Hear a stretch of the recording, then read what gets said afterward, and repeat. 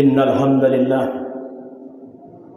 نحمده ونستعينه ونستغفره ونعوذ بالله من شرور أنفسنا ومن سيئات أعمالنا من يهده الله فلا مضل له ومن يضلله فلا هادي له أشهد أن لا إله إلا الله وحده لا شريك له وأشهد أن محمدا عبده ورسوله الذي لا نبي بعده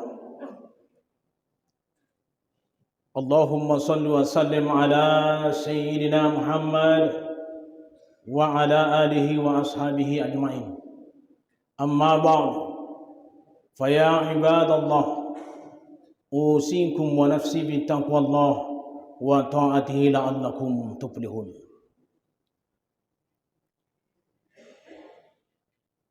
Ma'asyiral muslimin jamaah Jumat rahimakumullah.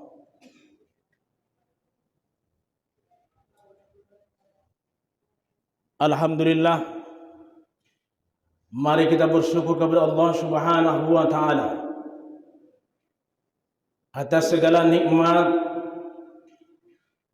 iman, nikmat Islam, nikmat kesehatan serta kesempatan untuk bisa berhadir di masjid yang mulia ini dalam rangka melaksanakan sebagian kewajiban kita, yaitu sholat Jumat berjamaah. Melalui mimbar ini khatib mengajak kita semua untuk meningkatkan kualitas keimanan dan ketakwaan kita kepada Allah Subhanahu wa taala, yaitu dengan melaksanakan perintah-perintahnya dan juga untuk meninggalkan larangan-larangan Allah.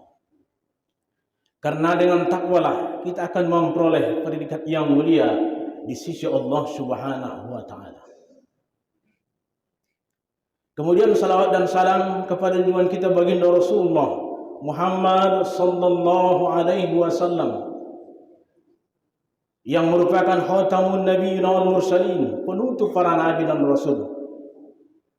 Jadi kalau ada orang yang mengaku nabi sesudah Rasulullah sallallahu alaihi wasallam, itu adalah merupakan al-kadzdzab, pembohong besar. Tidak ada lagi nabi sesudah Rasulullah sallallahu alaihi wasallam. Allahumma shalli ala Muhammad wa ala ali Muhammad. Mudah-mudahan kita termasuk di antara orang-orang yang mendapat syafaat dari beliau.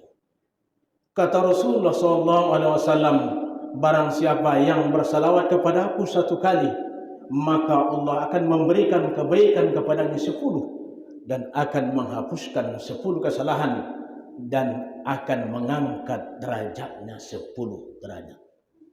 Kemudian dalam hadis yang lain disebutkan, apabila ada yang mendengar namaku disebutkan dan dia tidak mau bersalawat kepadaku, dialah orang yang paling bakhil, yang paling pelit.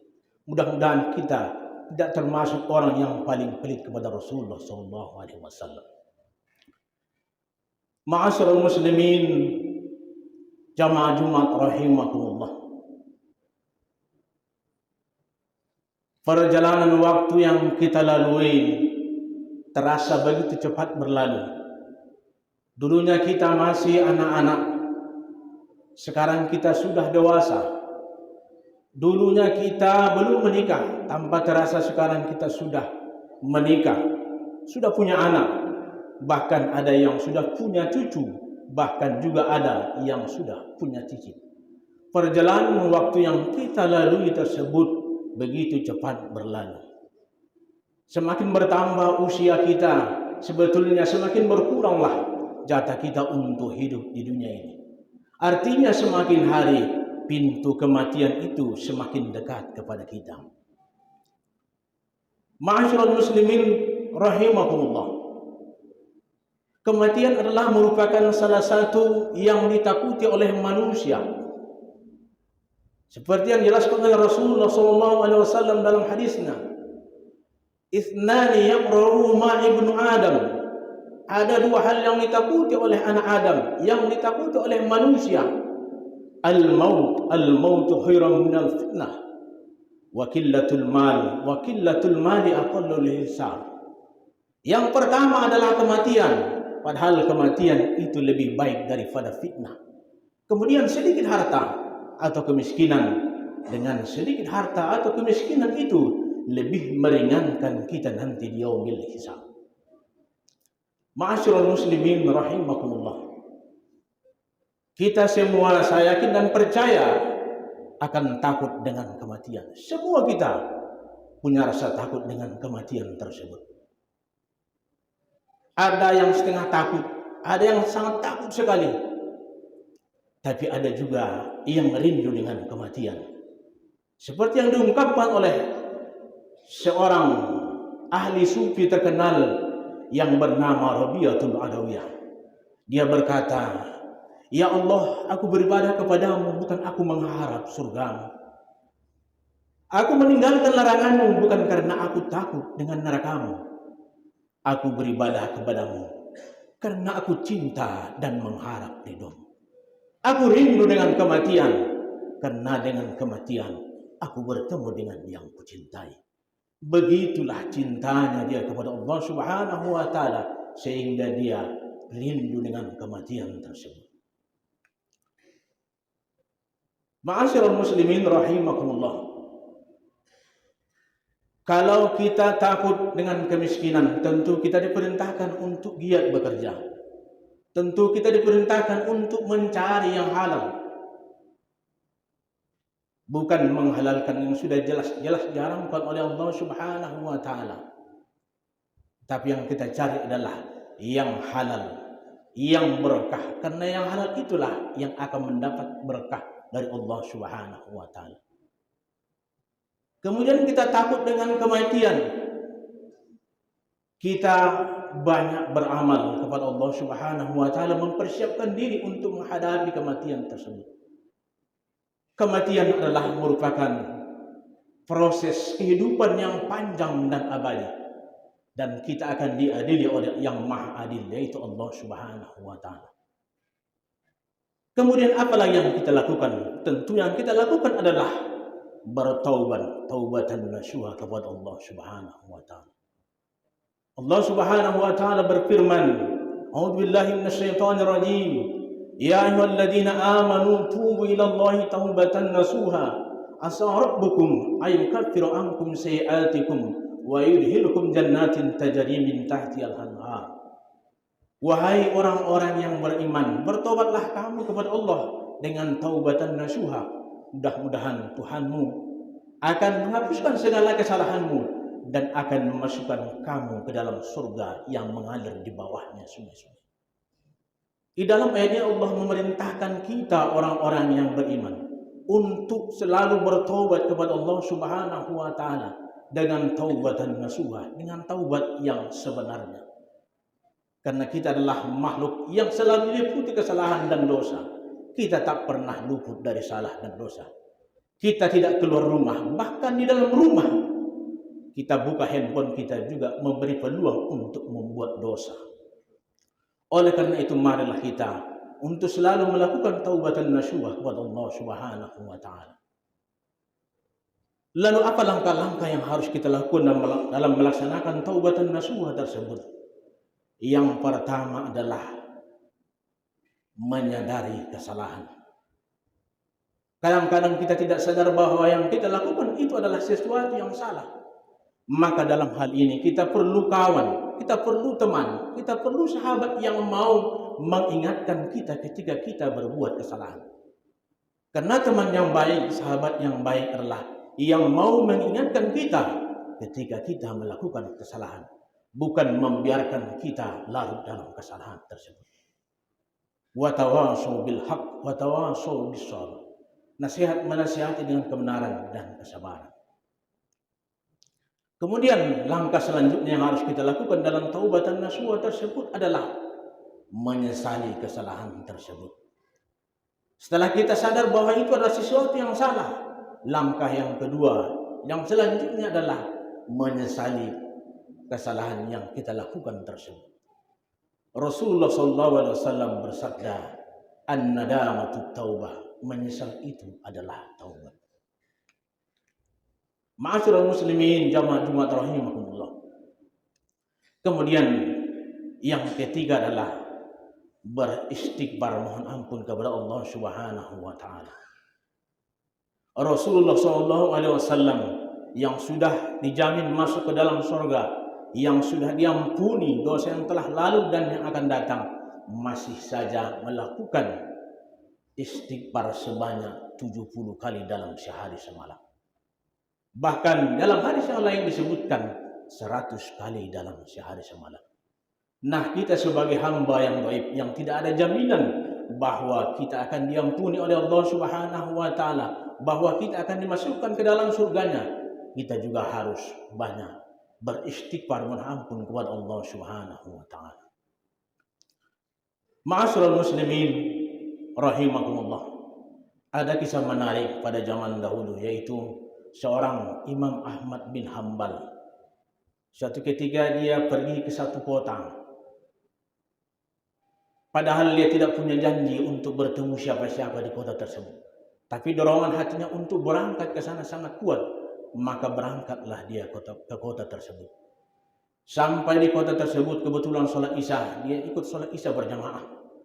Kemudian setelah selesai sholat isya, dia hendak beristirahat dalam masjid. Tetapi oleh penjaga masjid, marbot masjid, dia diusir. Dia belum tahu siapa itu Ahmad bin Hambal. Kemudian Ahmad bin Hambal keluar dari masjid dan dia ke teras masjid. Dan di teras masjid pun dia tidak diperbolehkan oleh penjaga masjid. Kemudian juga diusir dari teras masjid tersebut. Di samping teras masjid itu ada seorang tukang roti. Tukang roti tersebut menawarkan, "Kemari Pak, istirahat di rumahku. Walaupun rumahku sangat kecil, mari beristirahat." Kemudian Ahmad bin Hambal memperhatikan tukang roti tersebut. Sambil mengaduk adonan, dia memperhatikan tukang roti tersebut mengucapkan istighfar terus, istighfar, astagfirullahaladzim, astagfirullahaladzim. Kemudian Ahmad bin Hambal bertanya, "Sudah berapa lama engkau lakukan itu?" Kemudian tukang roti berkata, "Sudah 30 tahun aku lakukan." "Kemudian apa yang engkau dapatkan dengan itu?" Si tukang roti berkata, "Semua hajatku dikabulkan oleh Allah Subhanahu wa taala. Hanya satu yang belum, yaitu aku kepingin bertemu dengan Ahmad bin Hambal." Kemudian Ahmad bin Hambal berkata, "Akulah Ahmad bin Hambal itu." Kemudian si tukang roti tadi menjabat tangannya dan mencium tangannya dan memeluk Ahmad bin Hambal. Ahmad bin Hambal adalah muridnya Imam Syafi'i, pendiri mazhab Hambali. Seorang ulama terkenal, ahli fikih dan ahli hadis. Ma'asyiral muslimin rahimakumullah. Kemudian yang keempat, langkah yang harus kita lakukan dalam melakukan taubatan nasuha tersebut adalah berjanji untuk tidak melakukan kesalahan. Berjanji untuk tidak melakukan kesalahan itu lagi. Apalagi kesalahan itu adalah kesalahan yang sama. Bukan seperti taubat sambal. Ketika kita kepedasan, kita berhenti makan sambal tersebut. Ketika hilang pedasnya, kita makan lagi itu sambal. Kemudian yang terakhir adalah berjanji untuk. Kemudian yang terakhir adalah mengiringi perbuatan yang buruk dengan perbuatan yang baik. Rasulullah SAW bersabda, "Ittaqillah haitsuma kunta wa atbi sayyi'atal hasanata tamhuha wa khaliqin nasa bi khuluqin hasan." Bertakwalah kamu kepada Allah dan iringilah perbuatan yang buruk dengan perbuatan yang baik, dan pergaulilah manusia dengan pergaulan yang baik. Ma'asyiral muslimin jamaah Jumat rahimakumullah. Inilah beberapa langkah yang harus kita lakukan dalam melakukan taubatan nasuha tersebut. Karena kita adalah makhluk yang selalu diliputi kesalahan dan dosa di hadapan Allah Subhanahu wa taala. Baik kesalahan dan dosa kepada Allah Subhanahu wa taala maupun kesalahan dan dosa kepada sesama kita umat manusia. Demikian yang dapat saya sampaikan, mudah-mudahan bermanfaat. Barakallahu li wa lakum fil Qur'anil azim wa nafa'ani wa iyyakum bima fihi minal ayati wa dzikril hakim wa taqabbal minni wa minkum tilawatahu innahu was-sami'ul alim. Aqulu qawli hadza wa astaghfiruh innahu huwal ghafurur rahim.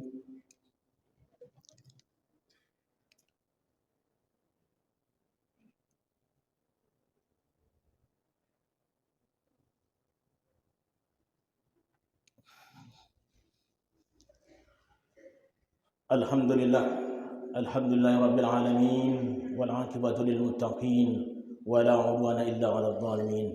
Asyhadu an la ilaha illallah wahdahu la syarika lah wa asyhadu anna Muhammadan abduhu wa rasuluh alladzi la nabiyya ba'd. Allahumma shalli wa sallim ala sayyidina Muhammad wa ala ali sayyidina Muhammad. قال الله تعالى في كتابه الكريم أعوذ بالله من الشيطان الرجيم يا أيها الذين آمنوا اتقوا الله حق تقاته ولا تموتن إلا وأنتم مسلمون. Wahai orang-orang yang beriman, bertakwalah kamu kepada Allah dengan sebenar-benarnya dan janganlah kamu mati kecuali dalam keadaan Islam. Wa qala Allah ta'ala fi ayatil ukhra a'udzu billahi minasy syaithanir rajim. Bismillahirrahmanirrahim. Inna Allaha wa malaikatahu yusholluna 'alan nabi. Ya ayyuhalladzina amanu shallu 'alaihi wa sallimu taslima. Allahumma shalli 'ala sayyidina Muhammad wa 'ala ali sayyidina Muhammad kama shallaita 'ala sayyidina Ibrahim wa 'ala ali sayyidina Ibrahim wa barik 'ala sayyidina Muhammad wa 'ala ali sayyidina Muhammad kama barakta 'ala sayyidina Ibrahim wa 'ala ali sayyidina Ibrahim fil 'alamin innaka Hamidum Majid. Allahumma ighfir lil mu'minina wal mu'minat wal muslimina wal muslimat al ahya'i minhum wal amwat innaka sami'un qaribun mujibud da'wat wa ya qadiyal hajat. Rabbana zalamna anfusana wa illam taghfir lana wa tarhamna lanakunanna minal khasirin. Rabbana atina fid dunya hasanah wa fil akhirati hasanah wa qina adzaban nar walhamdulillahi rabbil alamin. Ibadallah innallaha ya'muru bil 'adli wal ihsan wa ita'il qurba wa yanha 'anil fahsya'i wal munkar wal baghi ya'idukum la'allakum tadhakkarun. Fadhkurullaha 'azim yadhkurukum was'alu min fadli yu'tikum wa la dzikrullahi akbar. Aqimus shalah.